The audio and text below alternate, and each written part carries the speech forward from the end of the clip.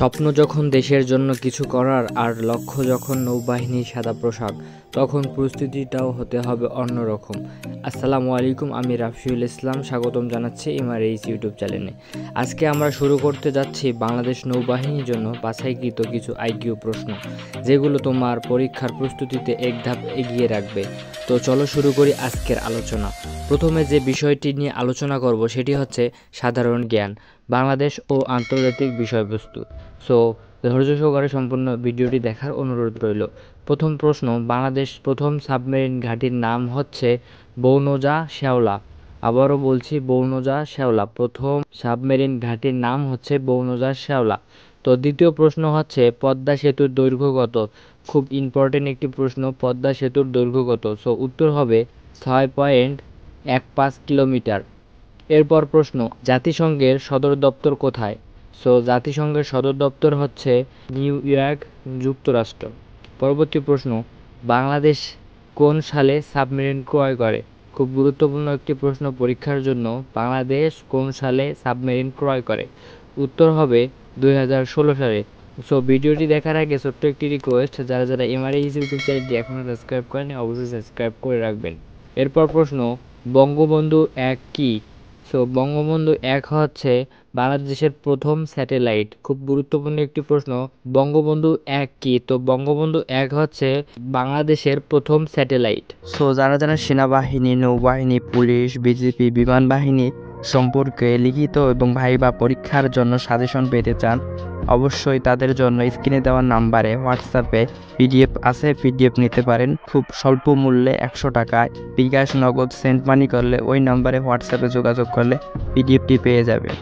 আশা করছি সাধারণ জ্ঞান এবং বাংলাদেশের ও আন্তর্জাতিক বিষয়বস্তু নিয়ে আলোচনাটি আপনি বুঝতে পেরেছেন। এবার আমরা সাধারণ বিজ্ঞানের কিছু বিষয়বস্তু নিয়ে আলোচনা করব। তো প্রথম প্রশ্ন দেওয়া আছে, জল বাষ্পে পরিণত হয় কোন প্রক্রিয়ার মাধ্যমে?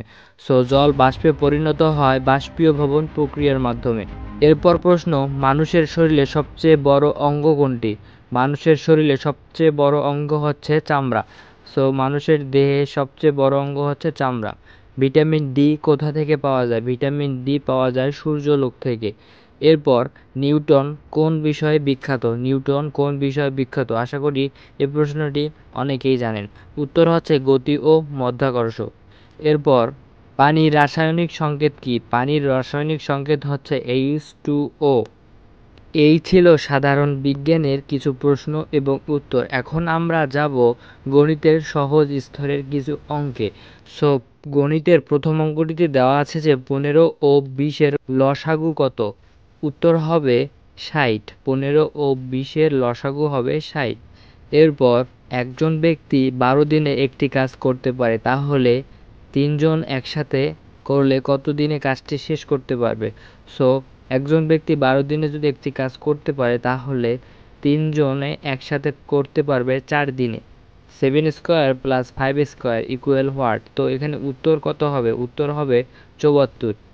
এরপর প্রশ্ন, কোনো সংখ্যা 3 ও 5 দ্বারা বিভাজ্য এমন ক্ষুদ্রতম সংখ্যা কত? তো এমন ক্ষুদ্রতম সংখ্যা হচ্ছে 15। তো এখানে 15 ক্ষুদ্রতম সংখ্যা।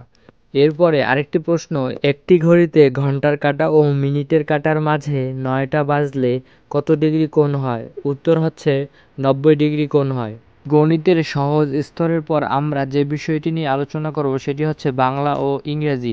সো বাংলা এবং ইংরেজি বিষয়ে আমরা এখন আলোচনা করব। তো প্রথম প্রশ্ন দেওয়া আছে যে সাগর শব্দের প্রকৃতি শব্দ কি? সাগর শব্দের প্রকৃতি শব্দ হচ্ছে তদ্ভব। এরপর, যে ব্যক্তি বই পড়ে এটাকে এক কথায় কি বলে? সো যে ব্যক্তি বই পড়ে এটাকে এক কথায় বলা হয় পাঠক। এরপর প্রশ্ন, সিনোনিম অফ ব্রিফ। তো এখানে উত্তর হবে ক্রয়েজাস।